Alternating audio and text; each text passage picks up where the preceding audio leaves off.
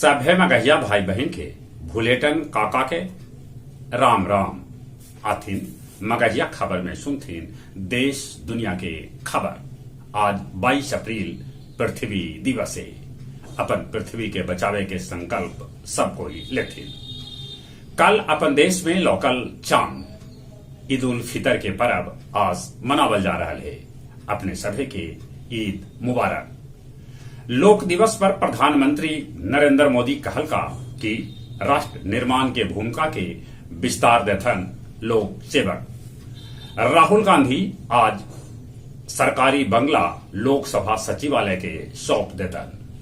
ISRO आज हरिकोटा से PSLV 355 के साथे सिंगापुर के 2 उपग्रह अंतरिक्ष में प्रक्षेपित करन। आज से 4 धाम के यात्रा शुरू हो जाए। गंगोत्री और जमुत्री के कपाट खोल देवल गए। 24 अप्रैल से सुधा दूध के दाम 2 से 4 रुपया बढ़ जाए। शुक्रवार के नवाज के बाद पटना में लगल अतीक और अशरफ के अमर रहे के नारा।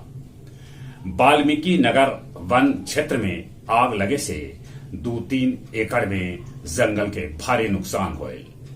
वारसलीगंज के आजमपुर बगीचा से 21 गो साइबर ठग के पुलिस कैला गिरफ्तार। ब्रिटेन के उप प्रधानमंत्री डोमिनिक राव कर्मचारी के धमकावे के फेरा में कुर्सी गंवा दिलक। रूस गलती से यूक्रेन से सटल अपन शहर बोल्गो रोड पर बम गिरा दिलक। ट्रंप, तेंदुलकर, योगी, नीतीश, ममता के ट्विटर खाता से हटल ब्लू टिक। होम्योपैथी के जनक डॉक्टर हनीमैन के जयंती पंचानपुर बाजार में धूमधाम से मनावल गए।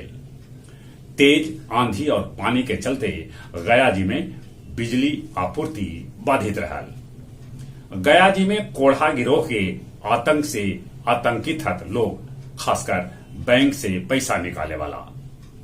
मानपुर के बूढ़ी पैमार गांव से एगो घर के तहखाना से पुलिस 10 कार्टून अंग्रेजी दारू बरामद गए। और अब कुछ खेल के समाचार। IPL में Chennai super Kings Sunriser Hyderabad के 7 विकेट से हरा दिलक।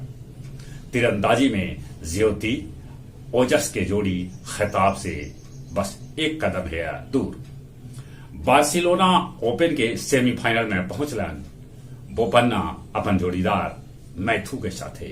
चली एक बार फिर से अपने सभे के भूलेटन काका के राम राम।